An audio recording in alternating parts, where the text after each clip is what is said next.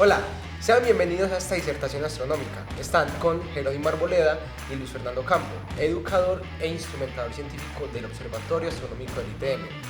Fer, siempre que uno escucha la palabra rayos gamma, hace alusión a agujeros negros, a estrellas de neutrones, pero es posible que este fenómeno o estos objetos del espacio se produzcan acá en la Tierra. Jerónimo, mira, hace ya alrededor de 10, 15 años se han hecho unas observaciones accidentales inicialmente de que se detectaran partículas de ese tipo, pero en muy baja energía. Pero pasó como muy desapercibido. Actualmente sí, hay un estudio, por ejemplo, pendiente que está trabajando inclusive un profesor asociado a la Universidad Nacional de Manizales, Camille Jones Velosa. Tiene un PhD y es especialista o está direccionado en la alta tensión y energías de alta frecuencia.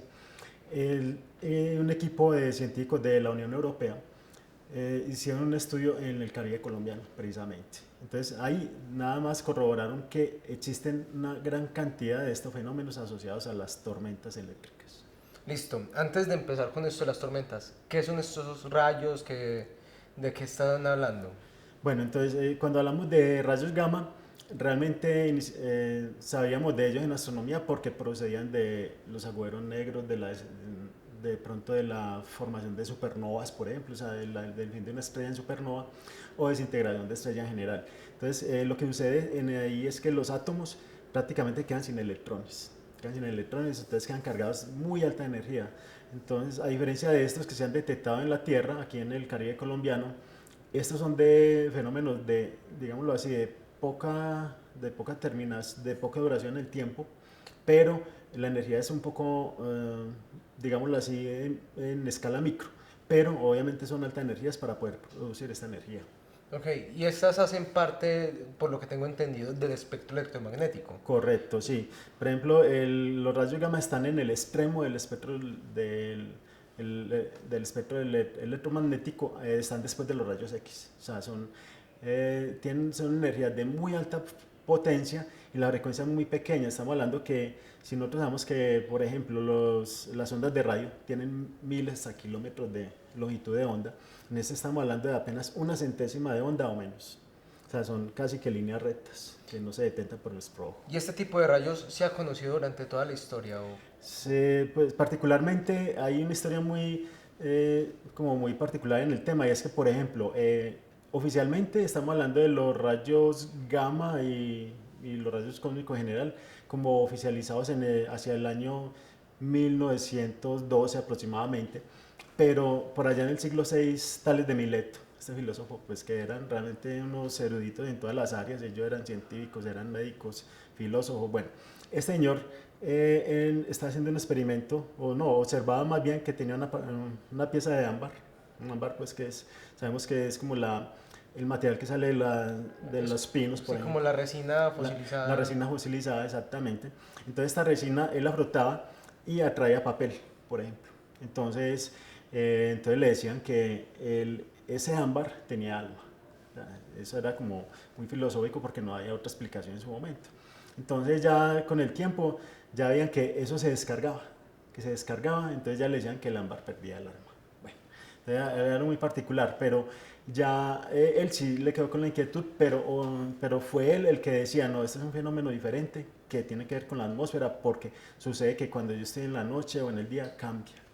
Entonces él lo detectaba ahí, pero nunca fue oficializado, solo como te dije, hacia 1912 ya se oficializó como el fenómeno en que ya los rayos gamma provenían en su momento de la desintegración de estrellas, por ejemplo, las supernovas o los agüeros negros.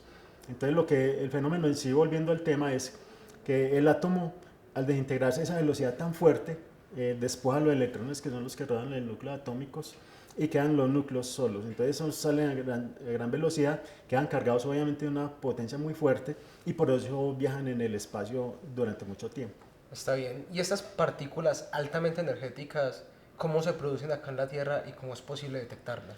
Sí, bueno, entonces ahí fue donde entró ese experimento en la costa Caribe con el profesor Camilo Jones y el equipo pues, científico que le mencionaba ahora de la Unión Europea, usando un avión que se llama el ER-2, un avión de la NASA. Ese avión hasta tiene una historia porque es un avión que es producto de de la Guerra Fría, era un avión de espionaje. Entonces, como volaba a gran altitud y es apenas el tamaño de 2 automóviles familiares, entonces la envergadura de las alas tiene solo el largo de 2 automóviles, entonces pasaba desapercibido. Entonces, lo particular de este avión es que vuela tan alto que alcanza hasta 20.000 metros, mientras que un avión comercial puede alcanzar fácilmente los 10.000 máximo. O sea, el doble de altura Sí, para eso. doble de altura, por eso eran indetectables y lo usaban para espionaje. Entonces, este avión ahora lo cargaron muy con un montón de instrumentación y que puede acercarse a las tormentas eléctricas directamente. O sea, no es que meterse allá directamente, porque cuando, digámoslo así, cualquier aparato, si nosotros estuviéramos ahí, acercáramos ahí, pues obviamente los rayos gamma nos matarían, obviamente, por la radiación tan fuerte que emitiría a esa cercanía. Pero este aparato está equipado con una instrumentación tal que permite hacer estas mediciones. De hecho, tengo entendido que estos funcionan es con un elemento que se llama bismuto de germanio. Sí. Que esto es germánico, perdóname. Sí. Bismuto germánico, que son precisamente unos minerales muy densos pues de germanio, bismuto y oxígeno, que precisamente como son tan densos permiten capturar esto. Es similar a lo que sucedía con los neutrinos y el agua pesada, que como estas partículas atraviesan hasta planetas, Sí. se necesitan tanques muy densos para poder detectarlos. Sí, entonces en este caso este material que hace como la manera de hacer el filtro, digámoslo así, ¿cierto? No tengo mucha información sobre él, pero de pronto, ¿cuál es el fenómeno que sucede ahí, por ejemplo? Por lo que sé, este elemento es muy denso, Sí. entonces, y también tiene una gran capacidad para conducir energía. Correcto. Entonces, cuando estas partículas altamente energéticas logran colisionar con estos elementos tan pesados, pueden producir choques eléctricos, los cuales son detectables a través del material. Pues se carga así energéticamente como lo hace el silicio Sí. en condiciones comunes, entonces eso lo hace detectable. Y tengo entendido que esto es lo que llevan para allá para poder detectar estos tipos de rayos astronómicos. Claro. Sí, entonces, por ejemplo, aquí entra un detalle muy importante. Por ejemplo, esto ha pasado muy desapercibido hace mucho rato porque se han hecho, obviamente, observaciones desde el espacio y nunca se ha observado tal. O sea, se han hecho de pronto una que otra observación, pero seguramente en fenómenos muy fuertes. Pero nada más en el año 2023, en el mes de julio, la Estación Espacial Internacional y este avión R2 se concentraron en una tormenta, ellos dos en la misma tormenta. Desde la estación espacial no pudieron detectar ningún fenómeno de rayos gamma, mientras que en este avión, el R2, pudo detectar 6 fenómenos en un lapso de apenas 40 minutos aproximadamente. O sea, detectó 6 rayos de esto. Sí, 6 detecciones de altas energías. Pues estando 400 kilómetros más o menos más cerca de esta tormenta que la misma estación. Sí, exactamente. O sí, sea, la estación espacial está muy alta, mientras que esa está muy cerca. Puede ser la sensórica, digámoslo así, que no tiene la resolución, digámoslo así.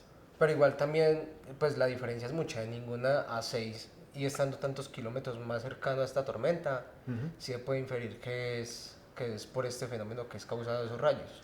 Sí, bueno, entonces ahí es donde hicieron la correlación, precisamente, que hay una correlación directa, una relación directa entre la formación de las tormentas y los rayos gamma. O sea, para que se formen, de hecho, hay una correlación directa. Y estos equipos científicos también están en este momento avanzando, pero no han puesto como la información tal, porque están en proceso apenas de estudio, es que eso también infiere en las formas de vida, por ejemplo, que tenemos en el planeta. O sea, obviamente si nosotros sabemos que estas frecuencias tan diminutas intervienen en el ADN, si nosotros estuviéramos bombardeados de rayos gamma en un lapso corto de tiempo, pues eso altera el ADN porque son tan pequeñas las partículas que pueden penetrar allá y modificar el ADN como tal. Claro, si uno, por lo general, le dicen que se ponga bloqueador por la luz ultravioleta, Correcto. que es más energética que el visible, ahora estos rayos que son aún más energéticos que esta luz ultravioleta, claro, eso debe causar muchos daños en la piel. Claro, entonces mira que ahí donde ya empezaron como a mirar que hay una correlación directa en las formas de vida de la Tierra. Entonces eso no lo han publicado como tal, pero lo que fue particularmente llamativo es que hay muchas detecciones que hayan pasado desapercibidas, simplemente que desde el espacio no se han detectado con satélites, ni siquiera la estación espacial ni otros satélites.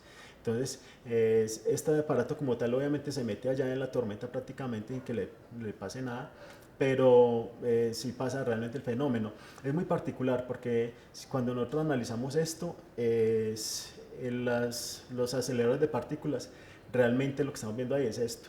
Los electrones se mueven a esa misma velocidad que se mueve en un acelerador de partículas. Entonces lo que hacen es que una tormenta eléctrica genera un campo magnético tan fuerte que acelera el átomo y bota los electrones. Entonces quedan los muones, los piones, que son otras partículas subatómicas del núcleo, de tal manera que eso es lo que generan todos esos fenómenos y es lo que se observa en los aceleradores de partículas. Te pregunto también respecto a todo esto. Uno acá, pues sobre la superficie terrestre, ¿hay forma de que ese tipo de rayos a uno le causen algún daño? Pues ya que uno no está realmente con un detector de rayos gamma todo el tiempo. Uno está recibiendo estas partículas de las tormentas. Realmente sí, todo el tiempo lo estamos en este momento, en este instante están pasando a través de nosotros y no nos damos ni cuenta, porque son partículas como del tamaño de los neutrinos, son subpartículas atómicas, entonces están pasando constantemente a través de nosotros, a través de este metal, de este mueble, y no nos damos ni cuenta, no hay manera de detectarlo. ¿Y estas tienen masa o algo así para pues, que interactúen con la materia? Particularmente no carecen, pues se puede determinar que no carecen carecen de masa, tienen energía, pero no carecen de masa, es como la luz en teoría no tiene masa, pero sí transporta la luz. Entonces es por la frecuencia de esto que realmente pasa a través de nosotros, por el hecho de vibrar tan rápido, que no son longitudes de Sí, onda tan grandes. es la vibración realmente en la frecuencia en que se transmite que pasa esto realmente. Y a través de estos estudios, ¿qué planean hacer? ¿Qué intentan demostrar con toda esta detección? Por ejemplo, una de las conclusiones que nos podemos llevar de pronto como gran sorpresa es que seguramente alguna vez se han puesto instrumentos para detectar rayos cósmicos o inclusive estos rayos gamma, que son como dijimos al comienzo, provenientes de las desintegración de estrellas en supernovas o en agujeros negros, por ejemplo. Probablemente estábamos detectando fenómenos más cercanos que eran realmente de nuestro propio planeta en vez de ser del espacio exterior. O sea, de pronto es una de las posibilidades que se plantea ahí, porque pensábamos que estos fenómenos no sucedían en la Tierra. Es como lo de la detección de radiación ambiental, que se creía que uno mientras más subía hacia el espacio, Sí. generalmente pues iba incrementando esto por estar más cerca del espacio, pero había como una correlación ahí entre la radiación de la Tierra, Sí. la radiación del espacio. Entonces estas partículas pueden que vengan es más desde el sistema interno. Sí, de nuestro propio planeta, por ejemplo. No, y seguramente hay partículas que siguen, eso ya está confirmado, que hay partículas, por ejemplo, que vienen del espacio exterior. Por ejemplo, el mismo Sol, por ejemplo, tiene el plasma, que es un material que genera y que se detecta en este caso con el viento solar, ¿cierto? Que sabemos que llega hasta cierto punto en el espacio del sistema solar y que en la Tierra, por ejemplo, controla o modifica el campo magnético de nuestro planeta, la magnetosfera. Entonces, en el día, por ejemplo, está bombardeada del lado del día y es aplastada, mientras que en el lado nocturno es ensanchada, es tirada hacia atrás. Entonces, realmente es un fenómeno que está ahí y que directamente proviene de nuestro Sol. Ahí fue donde se empezó a descartar que eran realmente radiaciones provenientes de nuestra propia estrella, sí, y que fueran inclusive detectadas más allá de nuestro sistema solar. Entonces ya cuando se empezaban a mirar esas energías se veían que eran de o sea, la proporción era en escalas micros, pero de gran energía obviamente, pero en escalas micros porque duraban mucho menos en el tiempo, pero es el mismo fenómeno exactamente, sino que estaban detectadas desde la Tierra. Esa es como la gran diferencia. Listo. Fer, ¿algo más que nos quieras contar o te parece si dejamos por acá la disertación? Sí, yo creo que ya realmente era como plantear este de pronto como recién hallazgo porque ha sido muy importante para nosotros inferir esta parte de la energía, de altas energías, que hasta de pronto da otras posibilidades dentro del estudio científico de generar estas partículas de muy alta energía en otros escenarios que no sean solo los aceleradores de Y también sabiendo que se implicó en este estudio algún colombiano, pues Sí, que hay gente local que está trabajando en este tipo de proyectos. exactamente, sí, por ejemplo este profesor Camilo Jones asociado a la Universidad Nacional de sede Manizales, por ejemplo. Él ya ha venido trabajando con ese tema, pero está realmente trabajando con comunidades europeas en este caso y obviamente con tecnología de punta, como en este caso el avión R2 de la NASA, que es un producto, pues como les decía ahora, de la Guerra Fría. Está bien.